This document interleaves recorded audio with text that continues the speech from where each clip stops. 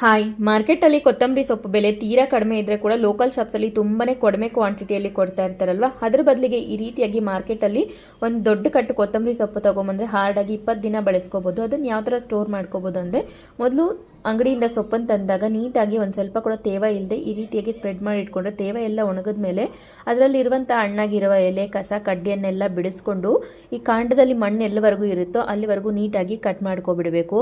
ನಂತರ ಈ ರೀತಿಯಾಗಿ ಮೀಡಿಯಮ್ ಸೈಜಸಲ್ಲಿ ಈ ಒಂದು ಕೊತ್ತಂಬರಿ ಸೊಪ್ಪನ್ನು ಒಂದು 4-5 ತುಂಡುಗಳಾಗಿ ಕಟ್ ಮಾಡಿಕೊಂಡು ಅದರಲ್ಲಿರುವಂಥ ಮಣ್ಣನ್ನೆಲ್ಲ ಕೂಡ ಮತ್ತೊಂದು ಸರಿ ನೀಟಾಗಿ ಉದುರಿಸ್ಕೊಂಡು ಅದನ್ನು ತೇವ ಎಲ್ಲ ಹಾರೋ ತನಕ ಮತ್ತೊಂದು 5 ನಿಮಿಷ ಹಾಗೇ ಬಿಟ್ಟು, ನಂತರ ಒಂದು ಪ್ಲಾಸ್ಟಿಕ್ ಬಾಕ್ಸ್ನ ತಗೊಂಡು ಒಂದು ಟಿಶ್ಯೂ ಪೇಪರ್ನ ಹಾಕಿ ಒಂದು ಸ್ವಲ್ಪ ಕೊತ್ತಂಬರಿ ಸೊಪ್ಪು, ನಂತರ ಮತ್ತೊಂದು ಟಿಶ್ಯೂ ಪೇಪರು, ಒಂದು ಸ್ವಲ್ಪ ಕೊತ್ತಂಬರಿ ಸೊಪ್ಪು, ಈ ರೀತಿ ಲೇಯರ್ಸ್ ಆಗಿ ಹಾಕ್ಕೊಳ್ಳೋದ್ರಿಂದ ಅದರಲ್ಲಿರುವಂಥ ವೆಟ್ನೆಸ್ ಆ ಪೇಪರ್ ಹೀರ್ಕೊಂಡು ಬೇಗ ಹಾಳಾಗೋದಿಲ್ಲ. ಹಾರ್ಡಾಗಿ 20 ದಿನವರೆಗೂ ಬಳಸ್ಕೋಬೋದು. ಖಂಡಿತ ನೀವು ಟ್ರೈ ಮಾಡಿ.